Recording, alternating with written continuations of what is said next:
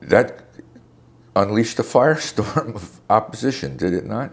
Everyone wasn't as wildly enthusiastic as they could be. Yeah, that's true. It created a tax revolt in the States. I'm not we sure hadn't seen it created it as much as a tax revolt was created, as opposed to whether it was that did it. I mean, obviously looking at things nowadays, those numbers are relatively modest compared to things that we're doing nowadays.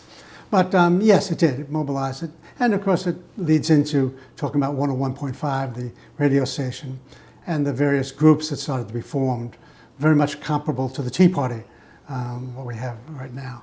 Hands Across New Jersey. Hands Across New Jersey, yeah.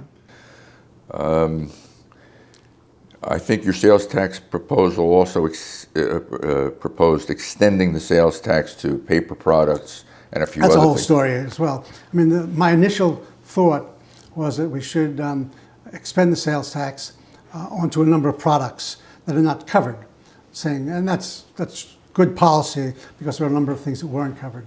And if I recall correctly, one of the things that I had suggested was cable TV, which was a growing industry doing very well. We said, well, we maybe should have a sales tax for services out of cable. A number of the legislators who I subsequently found out represented cable television said, no, we shouldn't be doing that. Let's do it on paper products. So I acquiesced, we did it on paper products. As you know, the paper product that was focused upon was toilet paper, which has a certain attractiveness saying, why tax this? And that became a symbol of the tax.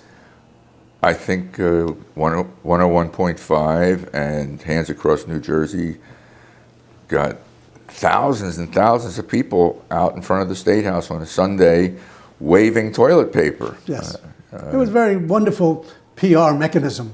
So, I mean, it was very creative, very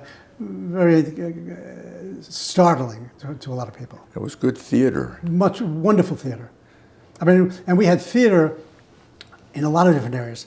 One of the interesting things you may recall, Jerome Hines was an opera singer. And one of the things that I don't get particular credit for, I don't think, is that in addition to revenue increases, we had reductions in services, reductions in programs. So this budget gap was so huge, you couldn't do it all on revenues. You had to make reductions as well. So we had to make reductions in farm products, farm revenues. So we had the farmers out with tractors lamenting the reductions we had in those programs. We had the arts people out aggressively. And one day we had Jerome Hines out in front of the State House with a crowd of people, supporters of the arts, with a coffin.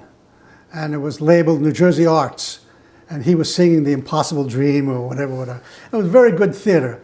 And again, it was an interesting example of where the problem was so severe that you couldn't do it just on revenues. You had to do reductions. And people don't recall the reduction protests as much as they recall the revenue protests.